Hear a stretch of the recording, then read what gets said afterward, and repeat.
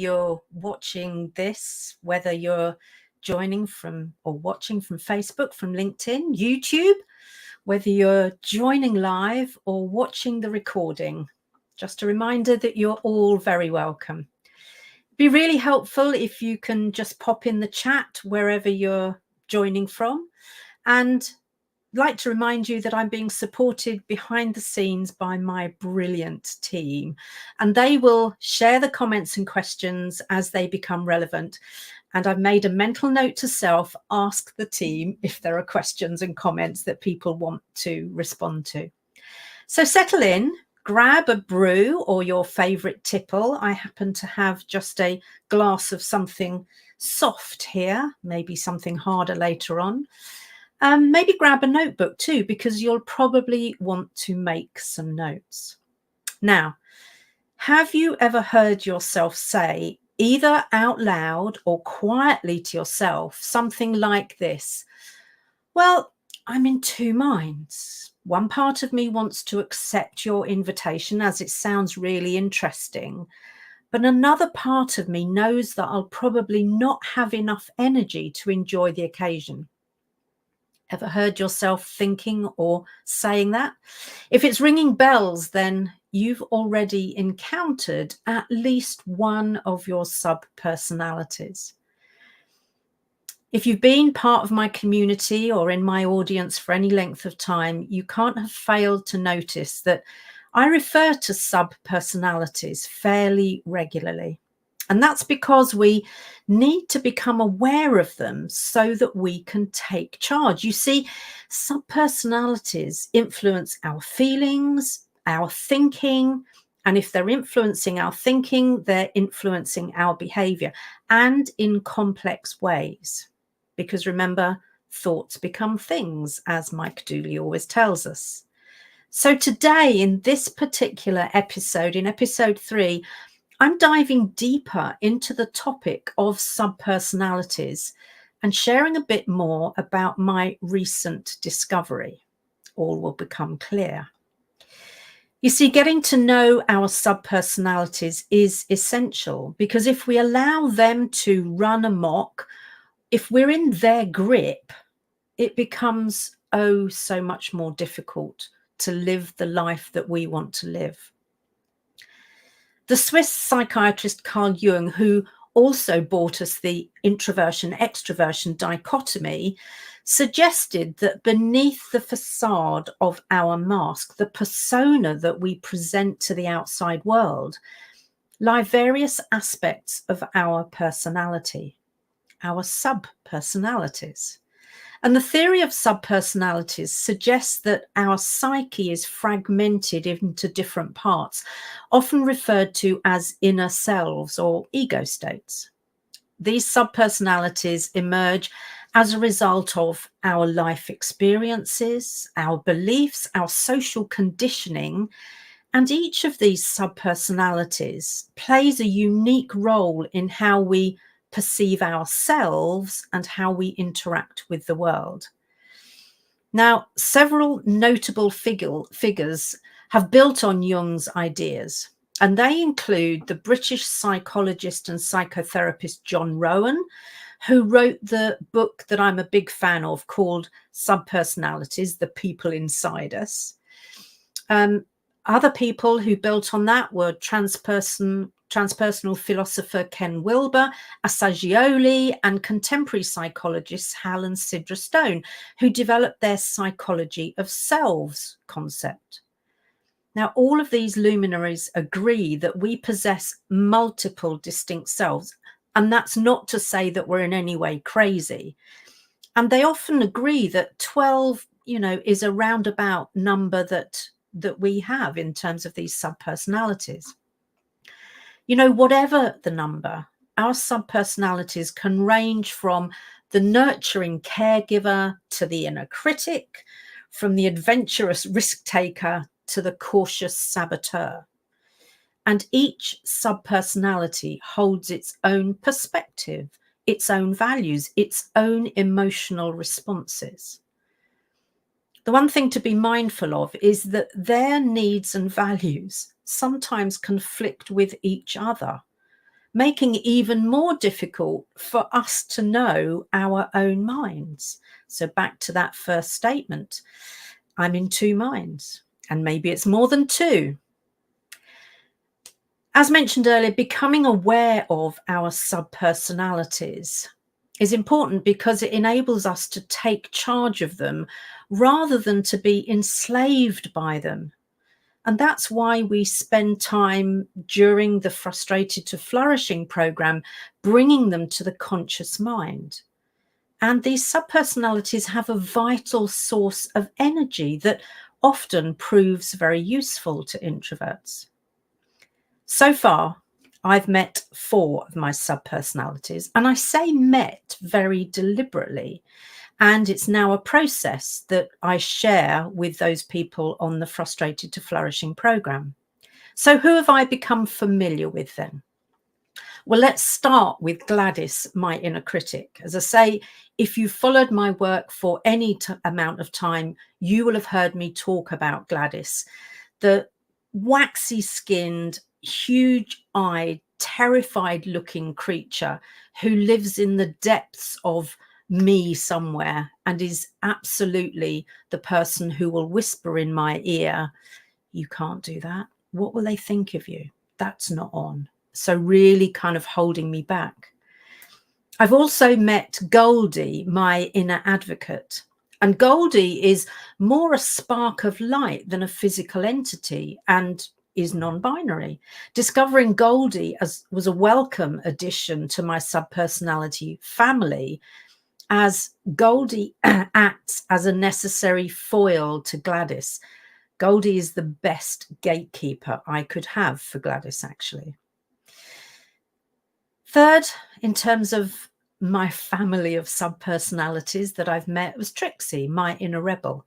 And I love it when she gets involved. Now, I don't know why this happened at this point, but during a massage recently, I realized that I needed to invite Trixie out to play more often. So I'm really starting to benefit from understanding that inner network, because it is a support network in many ways. And I know that you would benefit from that too. And then fourth, just recently, I've met Ronnie, my inner saboteur, the subject really of this whole show. Now, I didn't set out to encounter my saboteur. I dropped in for a coffee and a catch up with the person that I call my bro, Paul. He's not a real brother, but we're like brother and sister to each other. And it's just as well I'm a lifelong learner, because during our catch up, Paul helped me to unpack a particularly knotty problem. Now, Paul and I have had a co-coaching relationship for many years. And over that time, what I've noticed is that the balance of coach and coachee has ebbed and flowed between us. And we've always been there for each other. As we dropped into conversation on this particular day, Paul's coaching questions enabled me to have the most humongous revelation, and one that I'm hopeful will be transformational. I say hopeful because whilst I can and am committing here, only time will tell. You may recall that one of my big bugbears in the coaching world is people who badge themselves as a transformational coach, because the only person who can call that is the coachee. Have they experienced a desired or required transformation? Anyway, today's not the day to stand on that soapbox, so I'll get back to the issue at hand.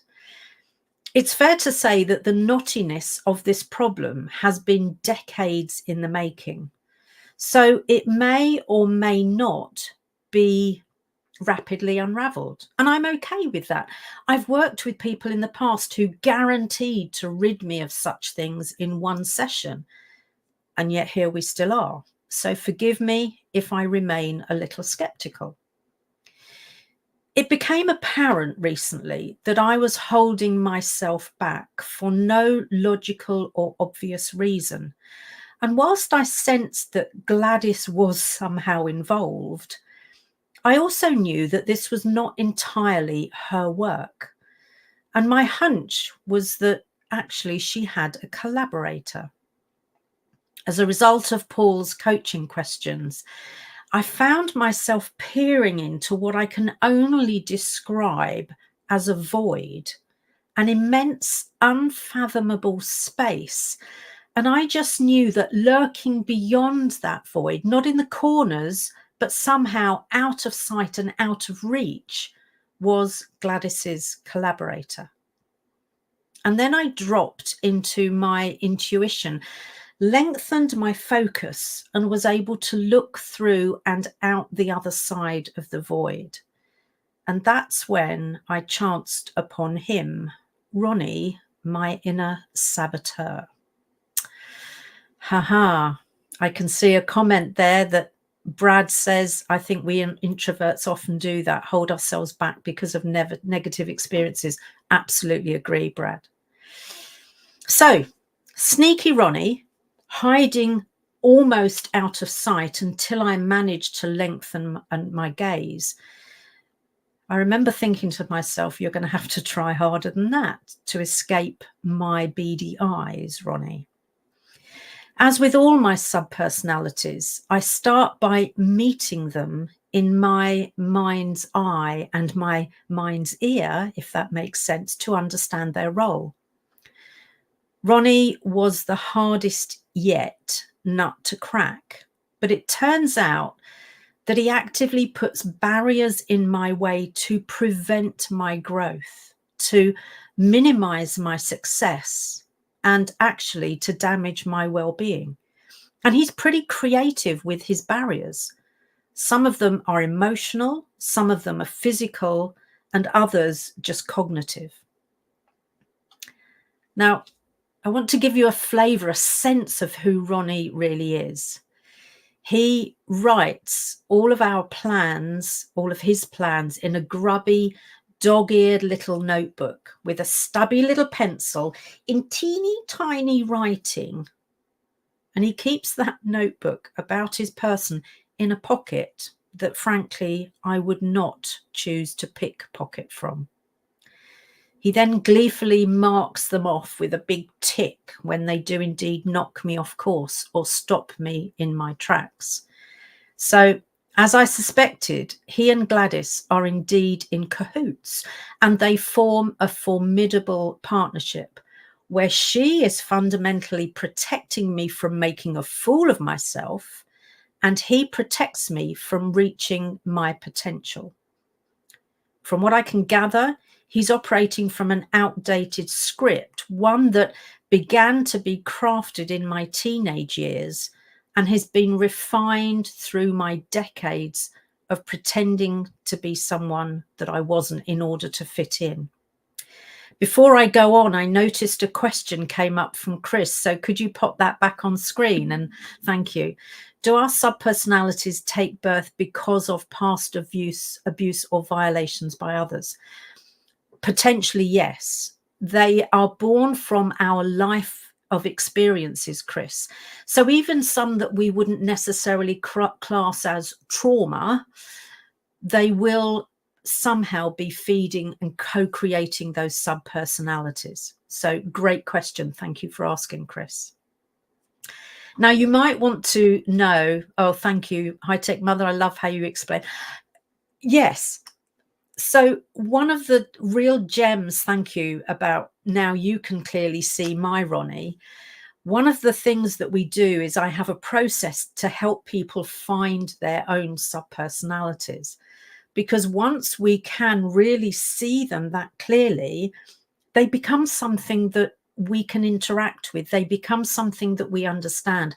All the while it's just a vague concept, then actually we can't do much with it. I know, Gladys and Ronnie, exactly. So do you want to hear what Ronnie tends to include in his script, the messages that he tends to kind of feed me with? And he has a whole ream of this. I'm just going to share a few of them, and they're great one-liners as far as he's concerned. Yeah, thank you. So one of Ronnie's lines is, you'll only be successful when you something, something, something. And usually it's something that you've heard me talk about my comfort zone before, and that what's beyond the comfort zone is the competency zone. What's beyond that is the learning edge. And what's beyond that is the kind of fear and anxiety zone. The when you ... are often things that are way out there in that fear and anxiety zone. So he's thrown a barrier in my way that is going to be like, I know you're not going to do that. Or it might be, you'll only be successful if you do something. He also has some other sneaky messages like, just look at how much more successful they are. Why are you bothering? Or nobody's interested in what you have to say, so keep it to yourself. Keep it buttoned. And it's Ronnie who triggers my comparisonitis, as you might have gathered. And he's pretty proud of that. He counts that as a win. But here's one of the lines that really caught me out. And this was, again, when Paul and I were in the co-coaching session. He said, don't overtly talk about your work or your programs, and don't be so visible, because you're not as popular, fashionable, good looking, young, fill in the dots basically, as someone else, and they're really doing much better than you.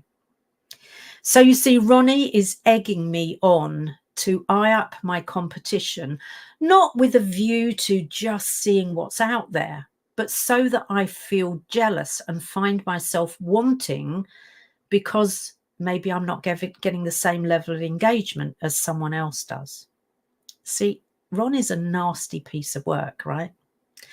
And his hypnotic mutterings in my ear arouse self-destructive thoughts, behaviors and beliefs that undermine my efforts and therefore undermine my potential.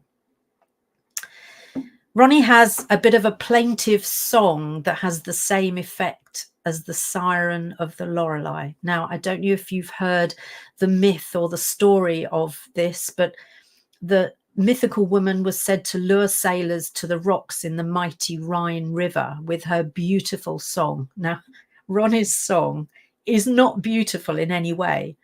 And rather than luring me to the rocks, so my craft is smashed to smithereens, I'm lured to the doldrums, that place of inertia and stuckness that I've talked about in the past. So what do I do about Ronnie? There are some who'll say, chuck him out, kill him, ignore him, and variations on that theme. But Ronnie is just one of my many subpersonalities. So he doesn't need banishing. He needs integrating.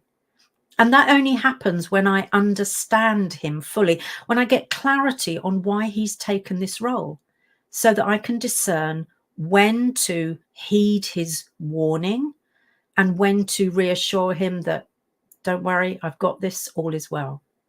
And the wonderful thing is that when I'm genuinely able to do that, his carefully conceived and intentionally placed barriers just disappear as if by magic. So for today's Pebble, are you ready? Because it might not be what you're expecting. Here's my Pebble.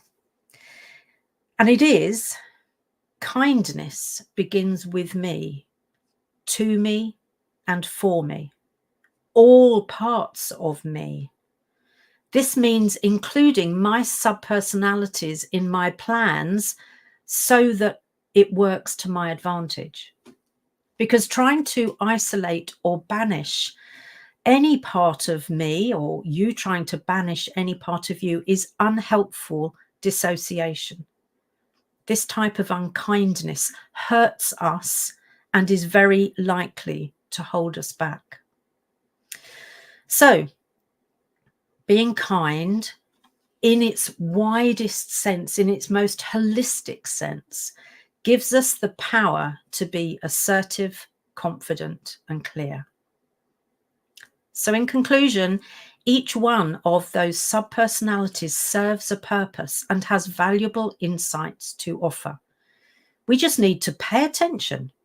Understanding and integrating Ronnie, my inner saboteur, enables me to address some of the internal barriers that have been hindering my personal growth, my potential, and the impact that I know it's possible for me to have. So it's about cultivating self-awareness, developing strategies to overcome, in my case, now I've met Ronnie, the self-sabotage, so that we can all empower ourselves to live more authentically and effectively navigate life's challenges. So next time you hear yourself say, I'm in two minds, remember that it's probably more than two. So ask yourself, which subpersonalities are shaping your thinking in that moment so that you understand them and can bring them to conscious mind and be kind to them. Now, before we adjourn to the private Zoom room to discuss this session with me, I'm going to ask my team to share any questions or comments that haven't yet come in. Thank you, Chris, tuning in from upstate New York. And I guess upstate New York is a bit chilly.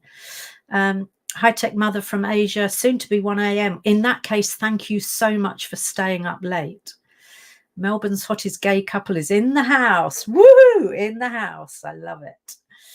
And Sebastian reporting from Galaxy ZZ10A-X. Perfect.